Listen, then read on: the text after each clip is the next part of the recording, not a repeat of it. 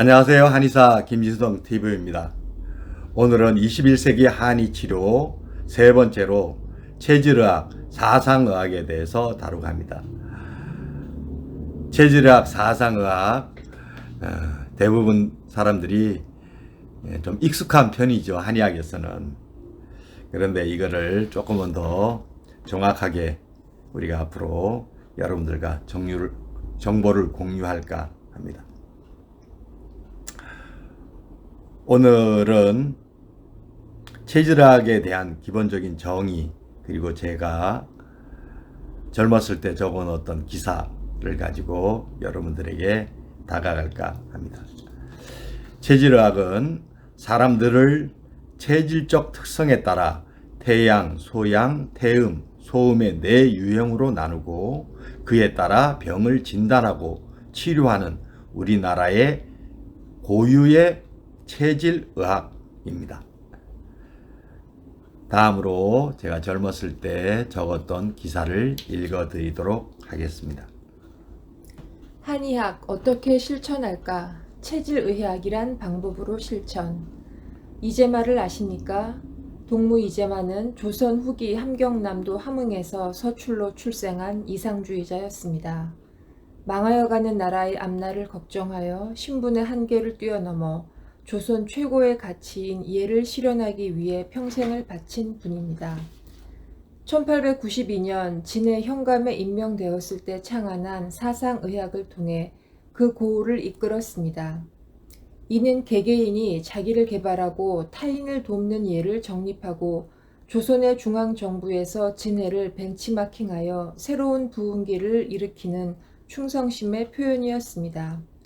임금이 임금답고 신하가 신하다우며 부모가 부모답고 자식이 자식답고 일꾼이 일꾼다우며 학생이 학생다운 각자의 자리를 지키는 예를 온 누리에 실현하기 위한 꿈을 향한 도전이었습니다.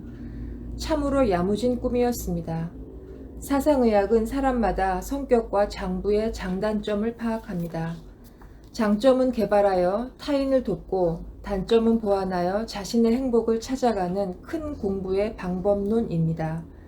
물론 목표는 예를 통한 사회동포의 평화입니다. 이처럼 공공성이 강조된 사상의학은 오늘의 현실에 어떻게 활용할지가 이재마의 후예로 자부하는 한의사의 고민입니다. 여러분들 지금 우리나라에서 복지라는 단어를 가지고 경제 분야나 그렇지 않으면은 정치 분야나 이런 모든 부분 사항 자체에 대해서 진행되고 있는 것을 잘 아실 것입니다. 복지에서 가장 중요한 것은 건강 부분이고요.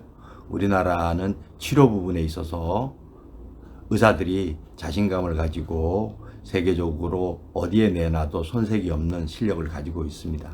그리고 건강보험은 어느 누구, 어느 나라에 비추어 가지고 우리나라처럼 소비자를 위한, 국민을 위한 건강보험 체계가 구축되어 있는 나라는 없는 것으로 제가 알고 있습니다. 그 다음 주에 이제 우리가 앞으로 추구해야 될 의료 전달 체계, 이 부분에 대해서 국가도 열심히 노력하고 있고 저도 이 분야 의료 전달 체계 구축에 대한 제 꿈을 가지고 있습니다. 이러한 부분들을 우리가 나눠서 생각을 해보면 치료와 보건과 복지 이렇게 우리가 연결할 수 있을 것입니다. 치료와 보건과 복지 이 부분에 있어서 체질의학, 사상의학은 탁월한 근거를 제시해 주는 것입니다. 지금으로부터 한 100년 전 조금 더 넘는 시기에 동무 이재마가 한반도를 사랑해서 조선을 사랑해서 어떻게 보면 지금 있는 우리나라를 사랑해서 실질적으로 우리가 가지고 있는 동의수세보원이라는 것을 적었다라는 것을 여러분들 기억해 주시면 좋겠습니다. 앞으로 체질의학, 사상의학을 가지고 몇 번에 나누어서 여러분들과 정보를 공유하려고 하는데요. 그 과정은 이렇게 오늘 첫 번째 개설적인 이야기를 하고요. 그 다음 조금 더 구체적으로 체질학에 대해서 많이 들었기 때문에 소양인으로 추정되는 대인의 건강관리를 위하여 드리는 글 이렇게 해서 시작을 드리고요. 거기에 따라서 체질학에 대해서 조금 더 개설적으로 제가 설명을 해드리는 시간을 갖고요. 그 다음 제 체질학의 철학적 배경에 대한 이야기들을 제가 조금 드릴 것이고요. 다음적으로 구체적으로 체질학의 특질에 대한 이야기를 드릴 것이고요. 체질학의 원전인 동의수세본에 대한 이야기도 제가 여러분들에게 드릴 것입니다. 그리고 앞으로 21세기에 필요한 체질학 부분이 어떻게 표현되어야 될지에 대한 고민도 여러분들과 함께 나누고자 합니다. 앞으로 기대해 주시기 바라겠습니다.